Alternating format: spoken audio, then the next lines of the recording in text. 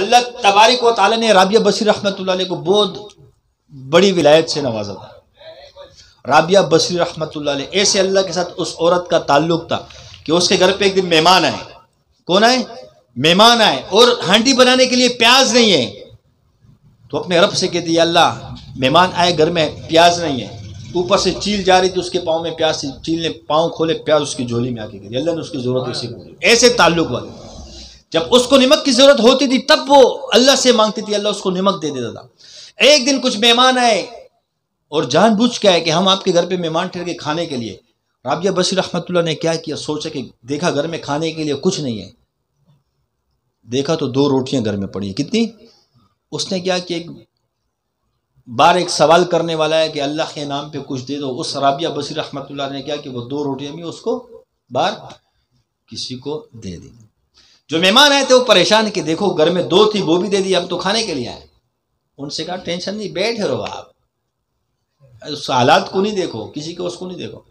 تھوڑی دیر گزری، ایک بچی آئی، دستک دی دروازے پہ اور روٹیاں لے کر آئی. جب روٹیاں گری 18 تھی. رابعہ بصری نے فرمایا اس چھوٹی بچی سے جاؤ اپنی ماں سے کہو کہ آپ تو 20 روٹیاں بھیجنا چاہتی تھی، آپ نے 18 بھیجی، 2 کم ہے. وہ جب گئی اپنی ماں سے پوچھا، ماں سے یہی ساری باتیں عرض کی تو ماں نے کہا واقعی میں نے 20 بھیجنی تھی، 2 اور بھیجی 18. ان مہمانوں کو کھلایا. تو مہمانوں نے پوچھا کہ رابعہ یہ کیا معاملہ ہوا، آپ کے پاس تھی وہ آپ نے دے دی، آگے روٹی کا انتظام ہو گیا. کہا حدیث میں نہیں پڑھا آپ نے، اللہ فرماتا ہے کہ جس نے میرے نام پہ کوئی چیز دے دی میں اس کو 10 گنا بڑھا کے دنیا میں دوں گا اور آخرت میں تو پھر اس کا حصہ الگ ہے. تو میرے پاس 2 روٹیاں تھی، دے دی، مجھے پتا تھا کہ ایک کا 10 گنا ملے گا، ایک پہ 10 روٹی ملیں گے، دوسرے پہ 10 تو 20 مجھے ملنی ہے. مجھے پتا ایسا تعلق یقین تھا کہ جو فرمایا آپ علیہ السلام نے سچ فرمایا. اور ویسے ان کا ایسا یقین تھا، گمان تھا، اللہ کے ساتھ تعلق تھا کہ جب دے دیا ان کو پتہ ہے کہ مجھے 10 دنیا میں جو اللہ نے فرمایا ملے گا. اول تو میں اور آپ نیکی کرتے نہیں ہیں، پھر ہم اگر نیکی کرتے بھی ہیں تو ہمیں شک ہوتا ہے کہ اس کا کچھ ملے گا نہیں ملے گا.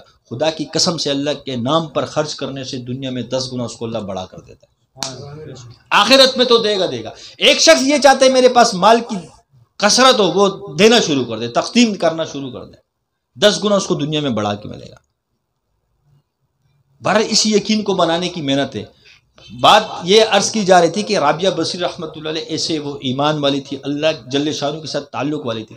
ایک دن جب رابعہ بصری رحمۃ اللہ علیہ کا انتقال ہوا، امام حسن بصری رحمۃ اللہ علیہ کے دل کے اندر خواہش پیدا ہوئی. امام حسن بصری رحمۃ اللہ علیہ بہت بڑے بزرگ ہیں، سلسلہ چشت کی سند بھی وہیں سے آ رہی ہے، بہت بڑے بزرگ ہیں امام حسن بصری رحمۃ اللہ علیہ. تو اس اتنے بڑے اللہ والے کے دل کے اندر یہ تمنا ہے کہ کاش یہ عورت میری بیوی ہوتی. لالچ آ گئی نا، ہر شخص یہ چاہتا ہے کہ میری، دیکھو جو بزنس مین ہوگا تو اس کی یہ خواہش ہوگی کاش میری بیوی بھی کوئی فیکٹری کی مالک ہو. جو ڈاکٹر ہوتا ہے اس کی یہ خواہش ہوتی ہے میری بیوی بھی ڈاکٹر ہو، ہے کہ نہیں ہے. جو عالم ہوگا اس کی بھی یہی خواہش ہوگی میری بیگم بھی علم والی ہو، ہے کہ نہیں ہے. ہماری طرح ہوگا تو اس کی بھی یہ خواہش ہوگی ہماری بھی اللہ ایسی بیگم ہو ہماری کہ وہ ہمارے ساتھ ہر کام میں معاونت کرے، چاہے وہ مال ہو یا جو بھی ہو، ایسی ہو. تو ایک مزاج امام حسن بصری رحمۃ اللہ کے دل کے اندر یہ خواہش ہے کہ کاش ایسی نیک عورت میری بیوی ہو. اب اس عورت کے اندر خامیاں کتنی ہیں، خوبیاں تو چھوڑیں، خامیاں کتنی ہیں. خامیاں اتنی ہے، شکل وہ صورت سے کالی ہے. کیا ہے؟ حبشی پہچانتے نا، جس کو ہم ڈاڈا بلوچ کہتے ہیں، حبشی تھی شکل سے، بد صورت. اور ذات کے اعتبار سے غلام تھی، آزاد نہیں تھی، غلام تھی. اور بچے پیدا کرنے کے اعتبار سے بانجھ تھی، وہ بچے پیدا کرنے کی صلاحیت بھی نہیں تھی. یہ تینوں خامیاں موجود تھی. اس کے باوجود اتنے بڑے امام نے شادی کا پیغام بھیجا، رابعہ میں آپ سے شادی کرنا چاہتا ہوں. اس وجہ سے نہیں بھیجا تھا کہ اس سے بچے پیدا ہوں یا خوبصورت ہوگی وہ یا خواہشات پوری ہو جائیں، اس وجہ سے کہ اتنی اللہ کے ساتھ تعلق والی، کاش میری بیوی بن جائے، ممکن ہے اس کی برکت سے میرا بھی آخرت سنور جائے. اس لالچ سے پیغام بھیجا کہ میں آپ سے شادی کرنا چاہتا ہوں. رابعہ بصری رحمۃ اللہ نے کہا میں 3-4 سوال پوچھوں گی، اس کے آپ جواب دے دو، پھر سوچتے ہیں کیا کرنا ہے. کہا یہ بتاؤ جب میری روح قبض کی جائے گی،